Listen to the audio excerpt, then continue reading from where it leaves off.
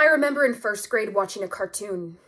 My teacher rolled in the big box TV from the hallway and turned off the classroom lights. We put our pencils away and leaned back in our chairs and giggled about how it was movie day. Hooray! Raise your hand if you know who Martin Luther King Jr. is.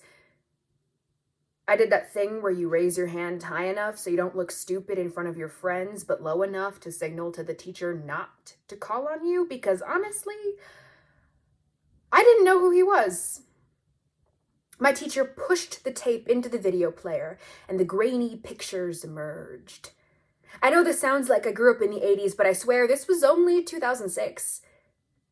I started to get sleepy, but then the colors on the TV turned red and black, and the screen was full of creepy shadows. My whole body stilled when I watched MLK's dark-skinned cartoon figure get shot. What? I think this is the first time I really understood what happened.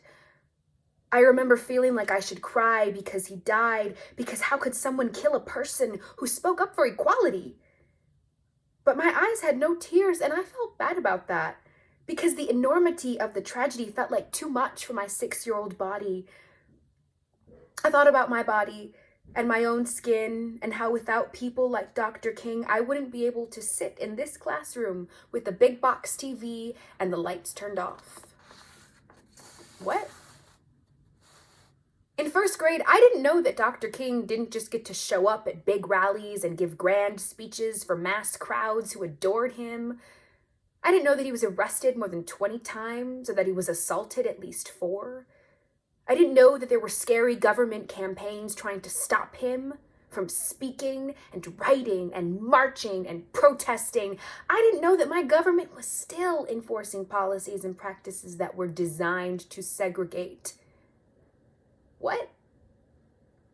It's still happening now? But what about Malcolm X, Rosa Parks, Fannie Lou Hamer, Maya Angelou, Toni Morrison, Sojourner Truth?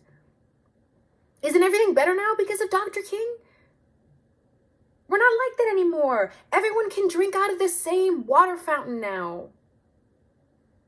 But do you ever notice how when you walk into a school cafeteria, each table has a hue? Let me be more clear. Do you ever notice how when you walk into a school cafeteria, kids still tend to eat with other kids of their same race? Do you notice? Do you notice how when you walk into a neighborhood, you see dog walkers and basketball players and lawn mowers who tend to mostly be of the same race? Do you notice how the hands that go up for blessings at church tend to be hands of the same race? Do you notice? These in and of themselves are not injustices, but they are symptoms of a society that still believes in some version of separate but equal, of a society that has a history behind the hues that affects everything we see and do. Notice these things and see that the lady shopping at the grocery store, the toddler screaming because it wants to have more, the old man tying his shoe is just like you. No, you are not the same, believe me. But you have a heart that beats and bleeds. So do I. Fight for me. Fight for the multiracial great-great-grandchildren that you'll inevitably have, because interracial marriages are the thing, folks. Fight for your family. I mean your whole family.